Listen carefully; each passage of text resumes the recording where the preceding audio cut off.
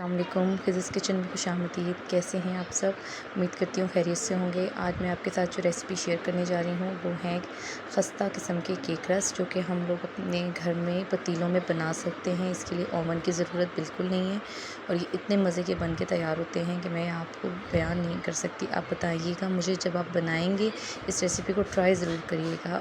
मेरे चैनल को सब्सक्राइब कर लें और बेल आइकन को प्रेस कर लें ताकि आने वाली तमाम वीडियोज़ आपको मिलती रहें। तो चलिए रेसिपी की तरफ चलते हैं। सबसे पहले हमने 3 अंडे ले लेने हैं। उनको हमने अच्छी तरह से जो है अपने बीटर की मदद से बीट कर लेना है। बीटर को जो है आप हमेशा याद रखिए, जब भी आप कोई चीज़ बीट कर रहे हैं, चाहे वो एग है चाहे व्हिप क्रीम है, तो आपने उसको स्लो से मीडियम और फिर उस तरह से आहिस्ता आहिस्ता उसकी स्पीड बढ़ानी है। एकदम से हाई स्पीड पे आप कोई भी चीज़ बीट नहीं करें। अगर ऐसा करेंगे तो वो चीज़ जो है वो ख़राब हो जाएगी। सो हमने 3 जो है वो अंडे लिए थे और इसमें 125 ग्राम जो है हमने चीनी के ऐड किए हैं। अब इसको हमने इतनी अच्छे से बीट करना है कि ये बिल्कुल डबल हो जाए, डबल या ट्रिपल हो जाए, क्योंकि जितनी ज़्यादा अच्छे से जो है वो चीनी और अंडे बीट होंगे उतनी ही आपके केक रस जो हैं वो खस्ता और जालीदार बनेंगे। देखिए उसके ऊपर जो है वो झाग होना शुरू हो गई, यानी कि बीटिंग का अमल जो है वो स्टार्ट हो चुका है। हमने इसको बहुत अच्छे से बीट करना है। आपको थोड़ा सा पेशेंस रखना होगा, क्योंकि अगर आप पिसी हुई चीनी भी आप यूज़ कर सकते हैं, बट मैं प्रेफर करूँगी कि आप जो है वो दानेदार चीनी जो आम घरों में अवेलेबल होती है आप वही डालें। उससे जो है वो जो केक रस है, जो इसका हम बैटर तैयार करेंगे, वो बहुत ही ज़्यादा फ्लफ़ी तैयार होगा। अब इसके अंदर हम जो है वो चीज़ें फ़र्दर ऐड करेंगे, मैं आपको बताती जाऊँगी। तो पहले हम लोग इसको अच्छे से बीट कर लेते हैं। जब बीट हो जाएगा फिर हम इसके अंदर जो है वो आप लेमन एसेंस, वनीला एसेंस या फिर एक लेमन ऐड कर सकते हैं। जैसे ही आपके पास अगर लेमन एसेंस नहीं है या वनीला एसेंस नहीं है, एक पूरा लेमन डाल दें। जो केक रस हम लोग बाज़ार में बने हुए मिलते हैं उनमें ये लोग लेमन एसेंस ही ऐड करते हैं, जिसलिए इसकी वजह से इसका टेस्ट जो है वो बहुत डिफरेंट आता है। अब हम इसके अंदर ये ऐड कर देंगे। इसके बाद हमने इसको इतनी अच्छे से बीट कर लेना है कि इसके अंदर जो है ना वो लेमन का एसेंस जो है वो और अच्छे से जो है वो जज़्ब हो जाए। इसके बाद हमने जो है इसकी बीटिंग काफ़ी हो चुकी है, तो अब हम इसके अंदर जो है ना बेकिंग पाउडर ऐड करेंगे। आपने बेकिंग पाउडर जो है वो तकरीबन 14 ग्राम होता है, यानी कि 1 टेबल स्पून आप उसको एक अंदाज़े से मेजर करके जो है वो डाल दें। 1 टेबल स्पून पूरा बेकिंग पाउडर का इसके अंदर डालेंगे।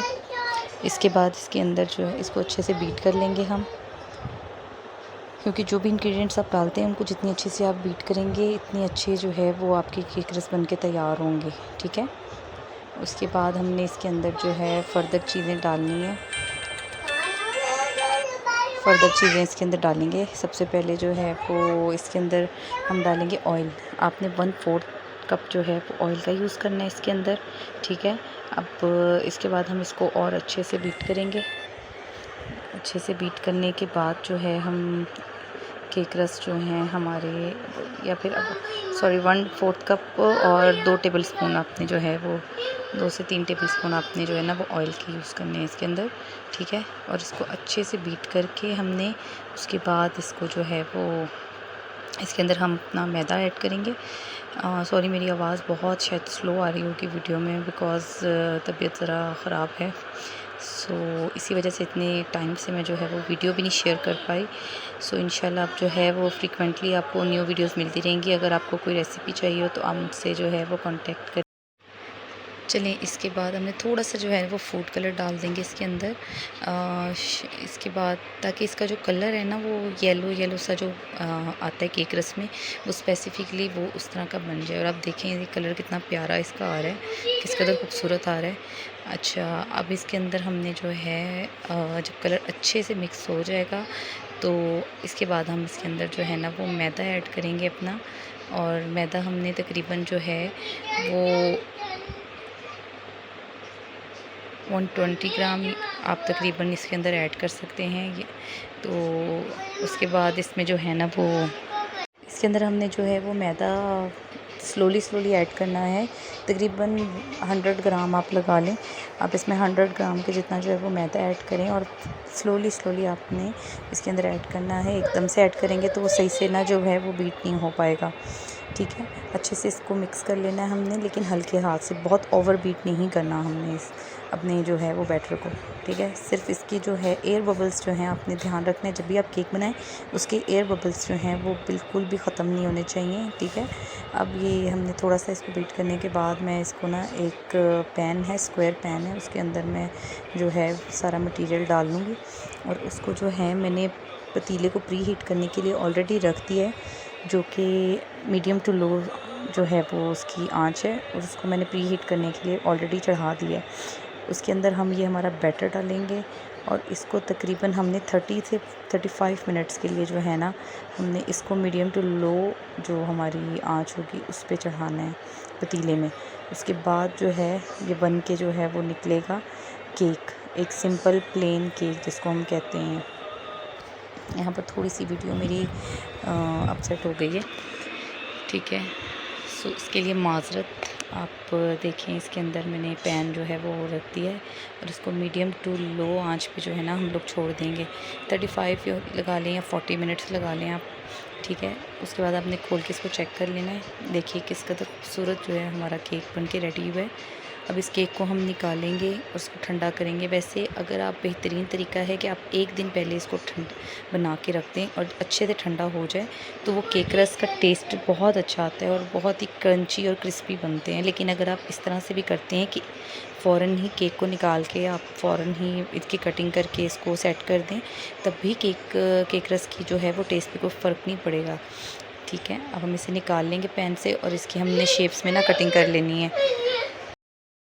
अब ये देखें केक कितना सॉफ्ट बना है। मैं इसको कट कर लूँगी, बीच में से 2 हिस्से कर लेंगे हम इसके पहले, ठीक है। नाइफ़ से बराबर आपने 2 हिस्से कर लेने हैं। देखिए किस कदर सॉफ्ट बना है केक। आप इसे चाहें तो एज अ टी केक भी यूज़ कर सकते हैं, सर्व कर सकते हैं, लेकिन हम इन्हें क्योंकि इसको केक रस बनाना है सो हम इसको फर्दर और भी इसके काम आएंगे, ठीक है। अब इसे आपने बीच में से कट करने के बाद जो है वो इस तरह से बीच में से लाइन रख कर आपने इसको काट लेना है ताकि ये बराबर जो है वो केक रस की शेप में आ जाए, ठीक है। मैं आपको एक काट के दिखा देती हूँ, ठीक है। ये देखें, अब दोबारा मैं एक और काट के आपको दिखाती हूँ। फिर इसको जो है वो पैन के अंदर आप, अगर आपके पास पिज़्ज़ा पैन है तो उसके अंदर आप इसको सेट कर दें। अब हमने सारे केक को जो है वो बारीक बारीक जो है वो 1-1 इंच के हिसाब से जो है ना, फिंगर के हिसाब से आपने कट कर लेना है और इसको जो है ना वो ट्रे के ऊपर, जो बेकिंग ट्रे होती है या फिर अगर आपके पास पिज़्ज़ा पैन है तो आप उसके ऊपर फैला लें इसको। और इसको हमने बिल्कुल स्लो आंच पे जो है ना, बिल्कुल आप समझ लें कि मीडियम आंच जो है तो उसके ऊपर आपने रखना है। और तकरीबन इसको तब तक आपने इसको एटलीस्ट आप लोग जो है ना 30 मिनट्स के लिए आप रखें इसको बिल्कुल स्लो आंच पे। तो देखिए जैसे हम लोग चावलों को दम लगाते हैं बिल्कुल उस आंच पे, और यकीन करें देखिएगा ये किस कदर खूबसूरत और क्रंची होके निकलेंगे। देखिए पहले ही कितने खूबसूरत रंग कलर निकल आया इनका, ठीक है। अब हमने इस तरह से इनको जो है ना वो पतीले के अंदर रख देना है और पतीला जो है बिल्कुल ठंडा होना चाहिए आपका। पहले जो हम लोगों ने बनाया था उसके बाद पतीला बिल्कुल ठंडा हो, तब हम इसको जो है ना बिल्कुल स्लो आंच पे पतीले में रख देंगे। और इसके बाद जो है हमारे केक रस 30 मिनट्स के बाद जो है वो मैंने निकाले हैं। बीच में से आप इन्हें 20 मिनट्स के बाद निकाल के इनको पलट के आपने दूसरी तरफ रुख इनका मोड़ देना है ताकि दोनों तरफ से अच्छे से जो है ना वो इनका कलर आ जाए। देखिएगा किस कदर मज़े के केक रस बने हैं। मेरे घर में ये केक रस मैं तकरीबन हर 2 हफ़्ते के बाद बनाती हूँ। मेरे बच्चे बहुत शौक़ से खाते हैं, स्पेशली चाय के साथ, मेरे हस्बैंड और मेरे बच्चे।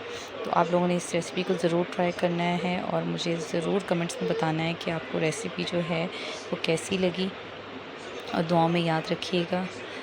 जज़ाकल्लाह। हमेशा अपना ख्याल। अगर आपको कोई भी रेसिपी चाहिए तो आपने मुझे जो है वो कमेंट्स में ज़रूर शेयर करना है कि हमें ये रेसिपी आप बनाना सिखाएं। मैं इंशाल्लाह उसे जल्द से जल्द जो है वो बनाना सिखाऊंगी। और इंशाल्लाह उम्मीद करती हूँ कि आपको मेरी पहली रेसिपीज़ भी पसंद आई होंगी। अपना फ़ीडबैक देना मत भूलिएगा। जज़ाकल्लाह।